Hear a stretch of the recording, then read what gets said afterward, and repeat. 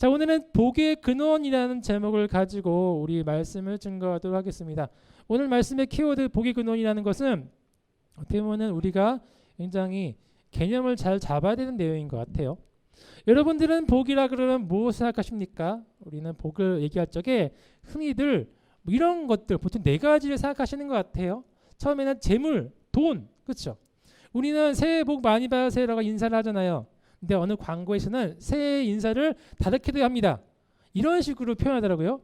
새해 부자 되세요라고 말도 해요. 아, 한국인의 정서에서는 돈을 많이 버는 거, 부자 되는 것도 복이구나. 여러분들 돈 많이 벌면 야, 복 받았다는 말을 하죠. 그것도 복 중에 하나인 것 같아요. 물질의 복. 자, 어떤 사람은 물질의 복이 중요하지 않습니다. 있으면 좋은데 있어도 그만 없어도 그만이에요. 어떤 사람은 물질보다 명예를 더 중요시 여기는 사람들이 있어요. 내가 높은 자리에 올라가서 칭송받는 게 더 중요해요. 돈 많으면 뭐나 사람들이 관심 받는데 명예받고 높이 올려받는 게 제일 좋지. 그것 때문에 살아가는 거지. 이러한 사람도 있어요. 근데 어떤 사람은 돈과 명예 무슨 소용이야. 암만 있어도 건강이 없으면 이거 누릴 수가 없어. 죽으면 무슨 소용이야. 이렇게 말씀하시는 분이 계세요. 이해되죠? 돈과 명예 있어도 여러분 암 말기면은 아무 소용이 없는 거예요. 아, 건강한 것도 복이구나. 맞는 말입니다. 근데 어떤 사람은 돈, 명예, 건강 다 갖고 있습니다. 근데 살아도 산 것 같지가 않아요. 마치 좀비 같은 인생이에요. 왜냐? 혼자 가족이 없이 살아가는 사람. 심지어 자기의 가족들이 생이별, 죽음을 일찍 가족들이 돌아가신 분이 있는 그런 집안. 여러분 그 아픔 때문에 가족이 있고 없고의 차이는 여러분 그 복이 어마어마한 것 같습니다. 맞아요. 그래서 재물이 있든가 명예, 건강, 가족 그 어느라도 하나라도 충만히 있거나 모든 걸 가진 사람들에 대해서 우리는 흔히들 복 받았다라고 이야기를 해요. 그럼 복 없는 건 당연하겠죠. 반대겠죠. 돈도 없고 어떤 사람 명예도 없고 그렇다 건강도 없고 가족도 없고 복 자체가 없어요. 넌 복이 이렇게 없어 라고 이야기하죠. 근데 이것을 성경에서 사람들이 쓰는 용어도 있습니다. 하나님이 아니라 복이 없는 거를 사람들이 이렇게 묘사한단 말이죠. 저주받았다라고 얘기해요. 그래서 복과 저주가 네 앞에 있다라는 말씀이 있죠. 자, 그런데 여러분 보시면은 이러한 복과 저주에 대한 것을 극명하게 잘 보여주는 성경책이 있습니다. 바로 욥기였었죠. 욥기 1장을 보면은 욥은 여러분 동방에서 가장 큰 부자라고 했어요. 돈이 많다는 거예요. 돈 많고 그뿐만이 아닙니다. 인격이 좋아서 마을만 가면은 모든 젊은이와 늙은이와 어린아이로부터 칭송을 받는 거예요. 야, 욥님이 오셨습니다. 높은 자리에 오르시죠. 명예도 있죠. 심지어 여러분 건강했습니다. 건강했으니까 늦게까지 오래 살았죠. 심지어 가족도 많아요. 아들, 딸 합쳐서 10명이고 아내도 있고 다복한 가정에 모든 것을 가진 사람이 있었죠. 그게 욥이었습니다. 사람들은 욥에 대해 뭐라 말했나요? 하나님께 복받은 사람이다. 복받은 자요. 나도 저렇게 되고 싶어. 그러나 욥이 한순간에 모든 것을 잃자 사람들의 판단은 갈려요. 돈도 없어지고요. 다 뺏어가죠. 가족들도 다 죽죠. 병도 생기죠. 건강도 없죠. 심지어 사랑하는 아내까지도 저주하고 떠났어요. 그러니까 그토록 친했던 3명의 친구들이 와서 손가락질하면서 뭐라 그래요? 하나님께 저주를 받았다. 하나님께 어떻게 했길래 저주를 받는고 회개해라. 이런 말을 한단 말이죠. 아, 우리의 관점에 있어서 사람들의 관점에 있어서 여러분 복 자체로 평가되는 세상이구나. 다른 말로는 성공이라고 볼 수 있겠습니다.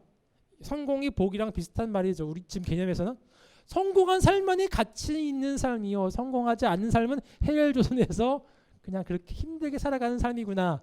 이렇게 사람들은 판단한다는 말이죠. 이러한 판단에 있어서 지난주에 얘기했던 한나 역시 고통을 받았던 사람 중에 하나였습니다. 엘가나라는 에브라임 사람에게 2명의 부인이 있었죠. 지난주에 했던 이야기입니다. 자, 한나는 첫 번째 부인이었는데 남편의 사랑을 독차지했지만 여러분 자신이가 없었어요. 두 번째 아내 브닌나는 그렇게 한나처럼 엘가나 남편이 사랑하지는 않았지만 자녀가 많았어요. 하지만 사람들이 보았을 적에 누가 복받은 사람입니까? 한나는 복받은 사람이 아니야. 누구죠? 분인나가 복받은 사람이야. 자녀가 있잖아. 복이 많잖아. 그럼 성경이 이야기하죠. 분인나가 한나를 대적하였다 하면서 아프게 하였다. 뭐라고 얘기했을까요? 저런 지질이 복도 없는 여인, 복도 없는 여인. 자녀도 못 낳고 너 안에는 생명이 없어. 넌 이미 죽은 사람이야. 생명이 없는 사람이야. 그렇게 욕을 하고 저주를 하고 아픈 곳에서 쿡쿡쿡 찔렀단 말이죠. 한나에게 있어서 가장 갖고 싶은 복의 개념은 뭘까요? 돈도 아니고 명예도 아니고 건강도 아니고 가족, 자녀였어요. 자녀를 낳는 것이 이 사람에겐 가장 큰 복의 가치였어요. 그래서 하나님께 나아가 그가 기도를 하죠. 나를 기억하사 아들을 주시면 하나님께 드리겠나이다. 이 기도를 통해 이제 한나라는 사람은 아들이라는 복을 하나님께 구했어요. 아들이 있으면 내가 복된 삶이고 아들이 없으면 내가 복 없는 삶이다라는 개념이 딱 박혀 있는 거예요. 자녀가 필요해요. 생명을 주세요. 하나님이 그를 생각하신지라 그가 아들을 낳았죠. 한나가 생각했을 적에도 하나님이 자기에게 준 아들이라고 알았습니다. 그래서 그 이름을 사무엘, 내가 여호와께 그를 구했다. 하나님이 주신 아들이다라는 뜻이죠. 이로써 한나는 사무엘을 낳음으로써 복이 없는 여인 중에서 복 있는 여인으로 바뀌게 되었어요. 근데 여러분 여기 딜레마가 있습니다. 한나가 했던 기도는 자기가 얘기했던 거랑 반대되는 기도였어요. 이 아들을 주시면 여호와께 드리겠나이다. 복이 들어왔는데 그 복을 다시 줘. 그럼 다시 복이 없는 삶이야. 왜 이렇게 딜레마가 됐을까요? 급해서요? 급할 적에는 뭐든지 얘기할 수 있죠. 그랬을까요? 여러분 아마 한나는 생각할 수 있을 것입니다. 하나님께서 그래도 아브라함의 계획가 있지 않습니까? 100세 때 낳았던 이사 하나님께서 가져가셨습니까? 가져가시는 척하다가 가져가시지 않았어요. 그렇죠? 마찬가지였을 것 같아요. 여러분 한나가 아들을 데리고 하나님께 가는데 성경은 이렇게 이야기하죠. 젖을 뗀 후에 젖을 뗀다는 것은 여러분 굉장히 중요한 의미가 있습니다.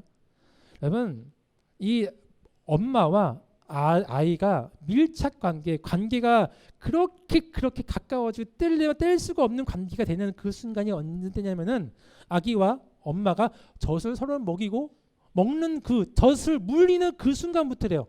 그래서 그 젖 먹이는 그 순간이 가장 그 아이와 친해지는 단계래요. 젖을 뗀 후는 뭐예요? 이미 친해져가지고 뗄래야 뗄 수 없는 관계. 짐승도 마찬가지예요. 이 나중에 베세메스 소라고 해가지고 이제 저기 사무엘상 6장에 보면 나올 텐데 짐승도 마찬가지입니다. 젖을 물리고 있는 그 소를 가져가죠. 그 뜻은 뭐예요? 정상적인 어미라는 것은 절대로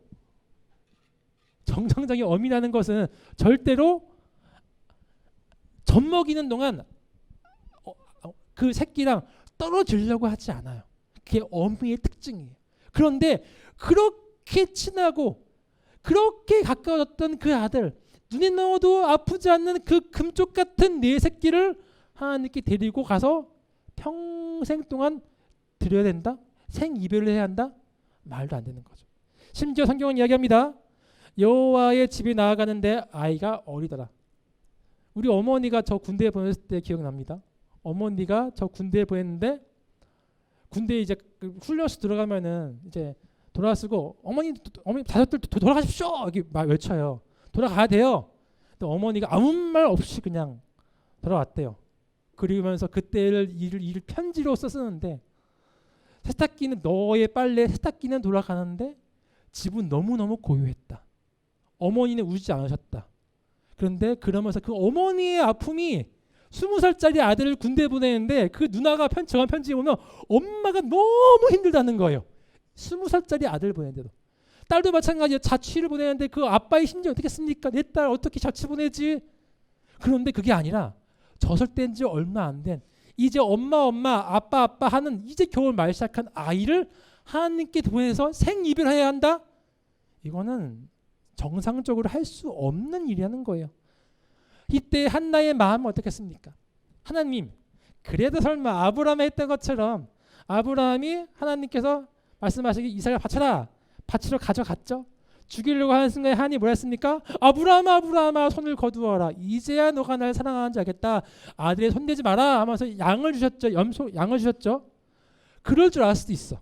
설마 내가 딱 가서 제사장까지 앞에 가면 하나님께서 이제 그만 한나야 이제야 너가 날 사랑하는 줄 알겠다. 아들 데려가. 이걸 기대할 수도 있어요. 하나님 그걸 낼름 받아가죠. 사무엘을 놓고 올 때까지 응답을 안 하셨었어. 한나의 마음이 어땠을까요? 미어지는 거지. 그렇잖아요. 암만 하나님께 서운한 거지만 내 인생의 전체를 두고 온 거예요. 한나의 입장에서 사무엘이 없으면 그는 죽은 인생이에요. 그런데 한나가 아들을 놓고 와서 하나님께 이렇게 기도를 드립니다. 말도 안 되는 기도죠. 내 마음이 여호와를 말미암아 즐거워하며. 정신 나갔나요? 즐거워할 일이 없잖아. 여러분들이 가장 좋아했던 그 추구했던 것, 그것을 하나님께 드렸으면은 우울해야 되는데 즐겁대요. 내 뿔이 여호와를 말미암아 높아졌으며. 왜 높아져? 내 입이 내 원수들을 향하여 크게 열렸으니 이는 내가 주의 구원으로 말미암아 기뻐함이니이다. 구원이요? 내가 가장 좋아하는 생명 같은 거 두고 왔는데 구원이요? 어떻게 기뻐할 수 있나요? 말도 안 돼요. 이해가 안 돼요. 이해를 돕기 위해서 한 가지 예화를 해보아야 되겠습니다. 내가 이제 전에 저도 이제 소설책이라는 건데 읽어본 적은 없어요. 누가 알려주신 말씀이었어요. 우리 1960년대 50년대 그때 시대였던 것 같습니다. 박정희 대통령이 와가지고 잘 살아보세 하면서 새마을 운동하고 그때 공장이 막 돌아가고 그랬죠. 그때 당시 시대였던 거예요. 아버지가 공장에서 일하시는 아버지가 계셨습니다. 딱 요때 시대였던 것 같아요. 1960년. 아버지가 그때 당시에는 뭐 인권이라는 게 있습니까? 그냥 아침에 가서 야근하고 그냥 뭐 퇴근할 때까지 12시간을 뭐 12시간, 13시간 막 엄청 일하는 거죠. 일단 경제를 살려야 되니까. 아버지가 힘겹게 일하고 오시면 그 집에 아들이 하나 있었는데 아들이 잘 때쯤에나 들어올 수 있었대요. 근데 이 아버지가 그 집도 좁고만한 집이겠죠. 이 아버지가 그런데 빈손으로 오지 아니하시고 항상 이 집에 들어올 때 이 아들을 위해 가지고 오셨던 것이 있어요. 그것은 무엇이냐? 빵 한 봉지였어요. 빵은 뭐 어떤 빵이죠? 공장에서 야근할 적에 그 사람들을 위해서 줬던 생명 같은 쓰러지지 말라고 줬던 그 빵 하나인데 그거를 가지고 들어오셨던 거예요. 이 아들이 빵이 귀한 시대니까 허겁지겁 그냥 먹는 거예요. 그 빵. 막 먹는 거예요. 생각 없이 먹었죠. 근데 아버님께서는 하루도 걸지 않으시고 뭐 봄, 여름, 가을, 겨울 뭐 언제든 출근만 하시면 항상 빵을 주시는 거예요. 아들이 생각도 없이 이 빵을 막 한장에서 먹던 어느 순간은 빵이 아니라 빵을 가져오시는 아버지를 보게 되었던 거예요. 빵을 주시는데 아버지는 이 빵이 어떤 빵일까? 생각해보니까 아버지가 그렇게 힘들게 일을 하셨는데 땀 흘리고 힘들었던 거에서 얼마나 배고프셨는데도 불구하고 그걸 참고 아들을 위해 매일같이 가지고 오셨던 빵인 거예요. 그냥 빵이 아니야. 그걸 깨닫는 순간 이 빵을 보면 뭘 느끼죠? 아버지의 사랑을 느끼는 거죠. 그래서 이 아들은 고유한 경험에서 빵은 곧 사랑이다. 우리 이해 안 되죠? 빵은 사랑이에요. 왜냐? 아버지의 사랑이 있는 나를 위해 굶고 참고 했던 그 빵을 보는 순간 아버지의 사랑이 있으면서 나중에는 빵을 안 먹어도 빵만 생각해도 마음이 뿌듯하고 사랑이 넘치는 거야.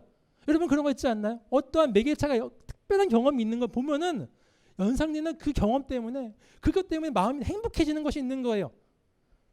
아들은 빵을 통해 아버지를 알게 되었다는 거죠. 마찬가지입니다. 한나는 처음에 아들이 없었어요. 하나님께서 한나에게 아들을 주셨죠. 처음에는 한나는 사무엘만 보였습니다. 내 금쪽 같은 내 새끼 어떻게 이런 얘기가 나왔노? 생명이 없는 나에게 아들이 나왔구나 했는데 어느 순간 사무엘을 계속 보고 쓰다듬고 그러면서 나중엔 사무엘이 보이는 것이 아니라 사무엘 통해 하나님이 보이는 거죠. 나에게 사무엘 주신 하나님은 어떠한 하나님이지? 그것을 사무엘을 통해서 깨달은 하나님에 대한 고백을 우리 오늘 보면은 사무엘상 2장에 말했던 거죠. 내 마음이 여호와를 말미암아 즐거워하며. 하나님 생명이 없고 즐거움이 없는 나에게 사무엘이란 즐거움을 주신 하나님, 사무엘을 보고 깨달았습니다. 하나님 나에게 즐거움, 살 수 있는 즐거움을 주셨군요. 여호와 말미암아 높아졌군요. 분인 나가 욕했는데 이제는 분인 나가 욕을 못해요. 내 입에 내 원수 향해 크게 열렸으며 분인 나한테 할 말이 있다니까요. 하나님 덕분에 주의 구원으로 말미암아 기뻐함이니이다. 나에게 사무엘이란 존재는 하나님의 구원이 어떠한 건지 드디어 깨달을 수 있는 하나의 경험이었어요. 사무엘 통해 하나님을 알았다는 거죠. 그 다음 말씀입니다. 여호와는 죽이기도 하시고 살리기도 하시며 스올에 내리기도 하시고 거기에 올리기도 하시는도다. 여호와는 가난하게도 하시고 부하게도 하시며 낮추기도 하시고 높이기도 하시는도다. 로마 왕이 결투장에서 이러면 살고 이러면 죽잖아요. 왕이 그런 거예요. 이러면 살고 죽일 수 있는 능력이 있다는 거예요. 내가 사무엘을 통해 깨달은 보게 된 하나님은 어떠한 하나님이냐? 이거 능력 있는 왕이시다.